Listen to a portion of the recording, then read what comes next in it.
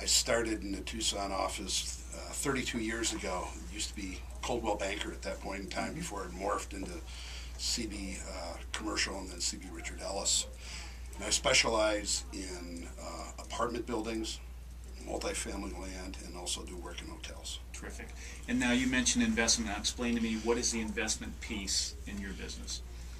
It's the sale of land to developers who build apartment buildings, and then the eventual sale of the apartment buildings and existing properties. Terrific. Okay. One of the things we want to touch on today is we know the economy is having issues. We know that commercial real estate is struggling. Give us a little bit of background on how we got to where we are today. The Tucson apartment market has had a long, bumpy ride.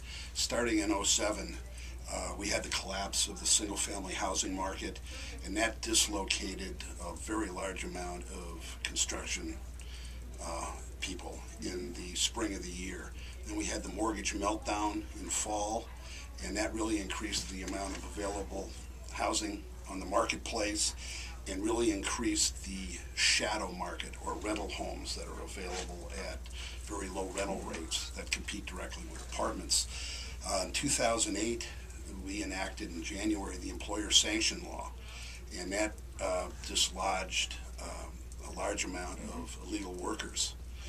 And Tucson's economy that year lost 3,900 jobs. 2009 marked the third year of continuing deteriorating market fundamentals. Job losses have been the root cause of all the problems with the apartment industry in this go-around. Job losses in Pima County are pegged for 2009 at about 18,200. That would mean we've lost about 22,000 jobs over the last 2 years. These events have led to the vacancy rate for apartment buildings in Tucson going from 6% at the beginning of 2007 to 12% at the end of 2009. Tucson rental rates in 2009 decreased for the first time in 20 years. Rents fell about 1 to 4% depending on what sector of the market you're looking at. And by the way, the rents in the Phoenix market fell 12% in 2009.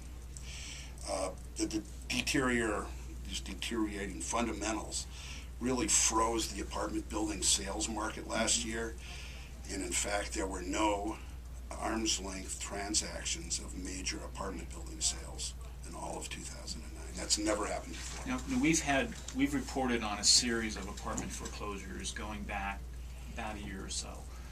Talk to me a little bit about how that's affected the market relative to the job losses, the vacancy rates. I mean, it all seems to trickle down in the apartments because they depend on jobs and the workers. I mean, how has that affected them? There's been a lot of foreclosures in apartments. Well, the foreclosures basically have taken place with buildings that were either very aggressively purchased, as the hotels were in 2005, 6, 7, and also in specific areas of town that have had higher vacancy rates. The lower end of the economic scale has had the biggest impact as far as job losses go. People early into the job market tend to lose their jobs first. Certain areas of town, such as the airport area, is at 24% vacancy, while the northeast in Tucson is at 5%. So that has an effect. So actually, the lenders have been rather reluctant to foreclose on properties through most of 2009. We thought it would start earlier.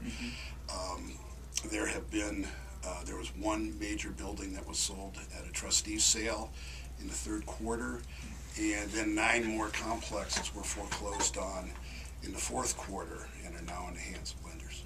So how does that roll into 2010? Do you see some stability coming, or are there going to be some other properties falling into foreclosure?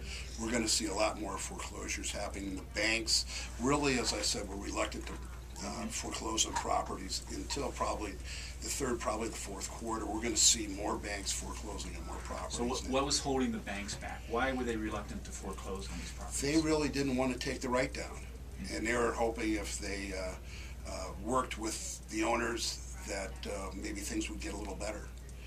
And so they were really reluctant to take the write down. So as a bank, financially, there's a benefit to them if they can stretch that out.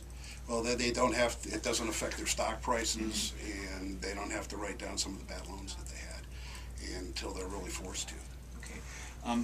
We've heard some reports that in cases where people have lost their jobs, that they're doubling up, maybe tripling up in apartment complexes, maybe moving back with relatives, family, or in-laws. Does that seem to ring true with what you're hearing with people being forced out of these units? It's a lot of people that have lost their jobs and have to find alternative housing.